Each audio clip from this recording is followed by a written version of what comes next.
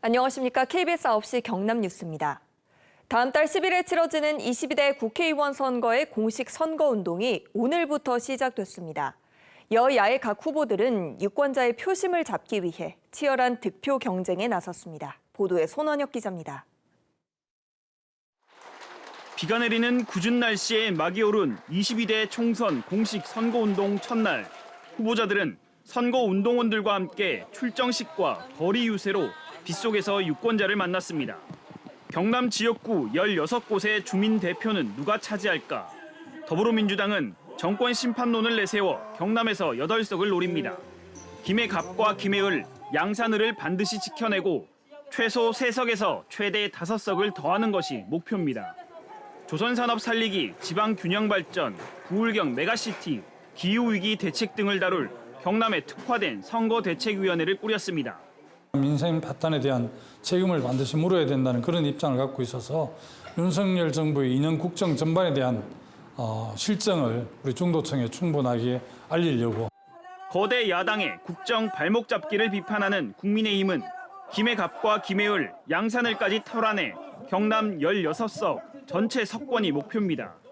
지역 발전을 위해서는 현 정부와 긴밀히 호흡할 수 있는 집권 여당의 힘이 필요하다며 우주항공청과 남해안 관광, 철도 교통망 확충 등 정책을 선대위에서 강조했습니다.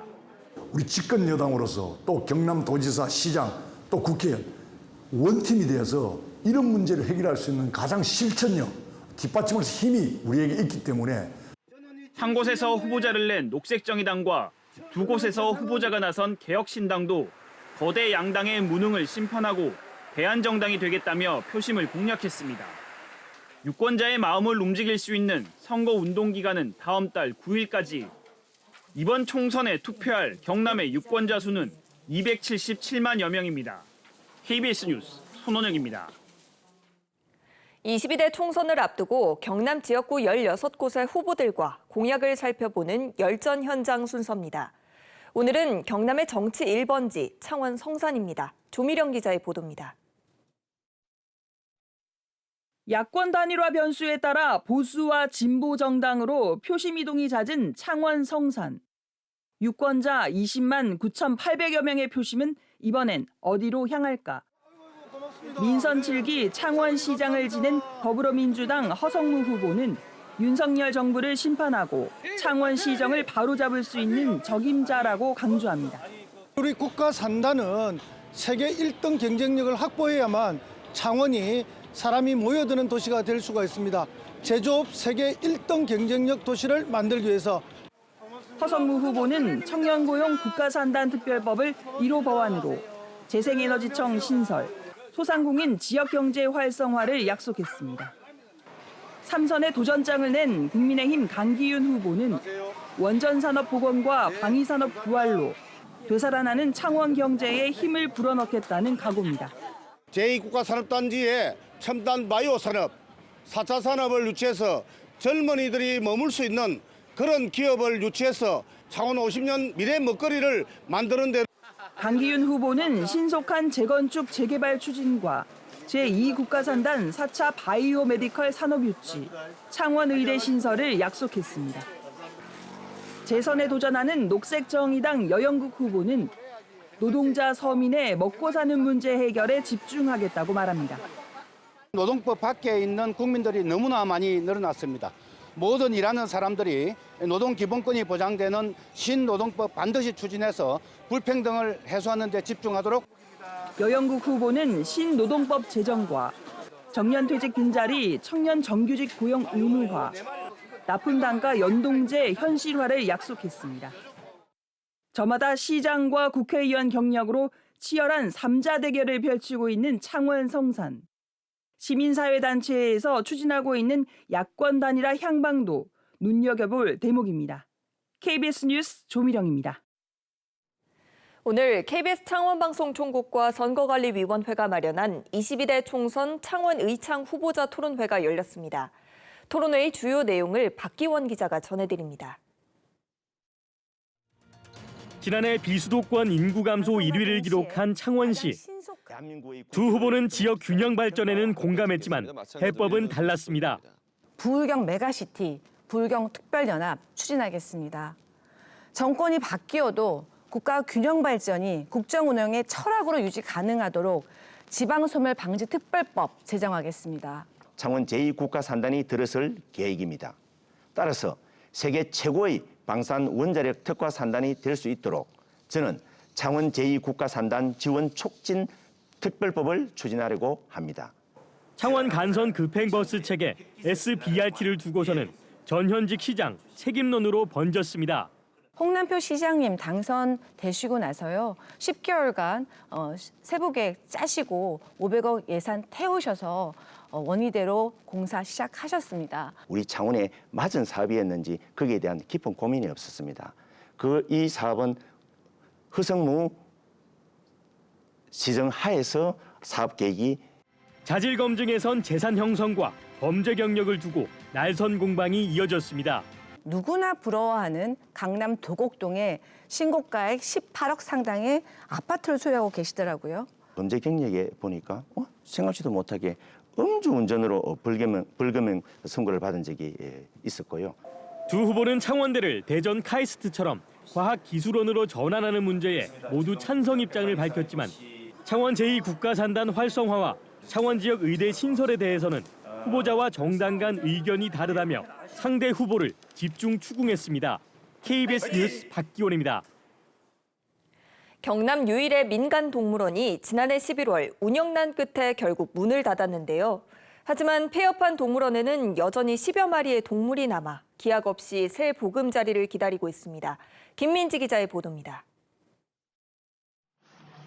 이른바 갈비뼈 사자가 머물던 경남 김해의 한 민간 동물원은 지난해 11월 문을 닫았습니다. 수의사들과 이곳을 다시 찾았습니다. 듬성듬성 털이 빠진 타조가 사람 곁으로 다가옵니다.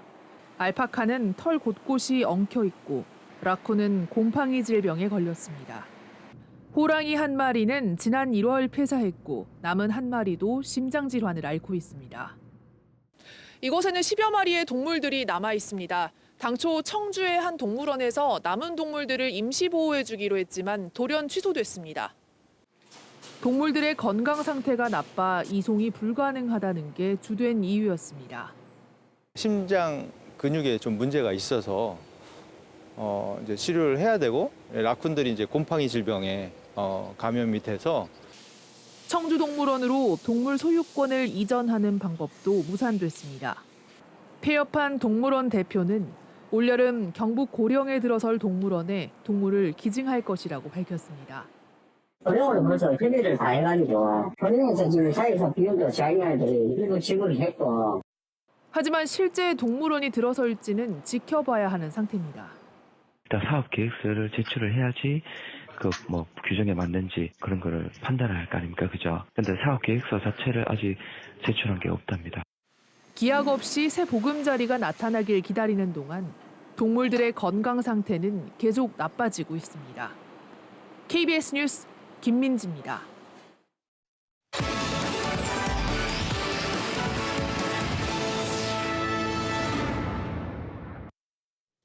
창원시 원희대로에 설치 중인 간선 급행버스 체계 SBRT 공정률이 83%를 보이는 가운데 창원시가 내일부터 109 전면 포장 공사에 들어갑니다.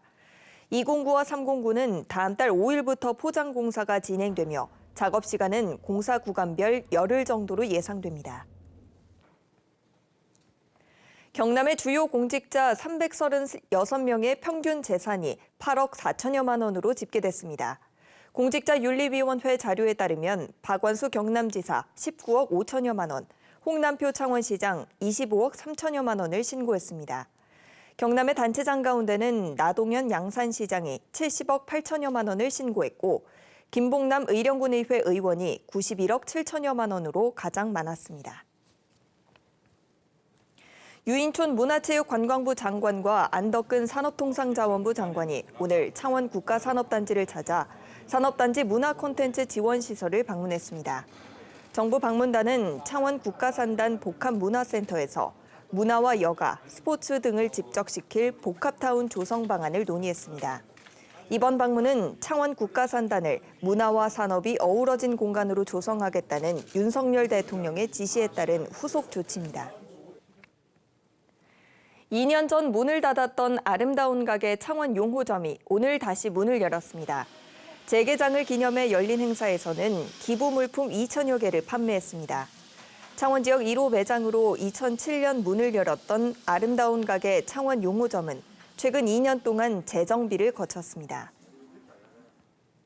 경상남도 특별사법경찰이 건축 철거 현장 등에서 나온 폐기물 수십 톤을 빈 공장에 무단으로 쌓아둔 업체를 적발했습니다. 적발된 업체 대표는 정상적인 폐기물 처리 과정을 거치는 것처럼 공사 현장 관계자를 속이고 폐기물 처리 위탁을 받은 것으로 드러났습니다. 경상남도 특사경은 임차인이 폐기물을 쌓아놓고 도주한 경우 처리 책임이 농지 소유주나 건물주에게 부과될 수 있다며 주의를 당부했습니다. 경상남도 선거관리위원회가 선거구민에게 기부 행위를 한 혐의로 지방의원 재보궐선거 후보자 A씨의 지인 1명을 고발했습니다. A씨의 지인은 지난 20일 식사 모임을 개최해 선거구민 10여 명에게 16만 원 상당의 음식물을 제공한 혐의를 받고 있습니다. 다음 달 10일 경남에서는 창원과 밀양, 김해와 함안에서 지방의원 재보궐선거가 치러집니다. 오늘 오전 6시 10분쯤 김해시 주촌면 한 밸브 제조 공장에서 불이 나 40여 분 만에 진화됐습니다. 이 불로 250제곱미터의 공장과 내부가 불에 타 소방서 추산 2,400만 원의 재산 피해가 났습니다. 경찰과 소방당국은 정확한 화재 원인을 조사하고 있습니다. 3.15 의거 당시 초등학생들도 시위에 참여한 사실이 확인됐습니다. 진실 화해를 위한 과거사 정리위원회는 당시 초등학생 3명을 비롯한 3.15 의거 시위 참여 확인 사건 대상자 21명에 대해 진실 규명 결정을 내렸다고 밝혔습니다. 진실화해위원회는 당시 무학초등학교와 회원초등학교 학생까지 시위에 참여한 사실이 각종 문헌 자료와 부합해 이런 판단을 했다고 설명했습니다. 지금까지 경남 소식이었습니다.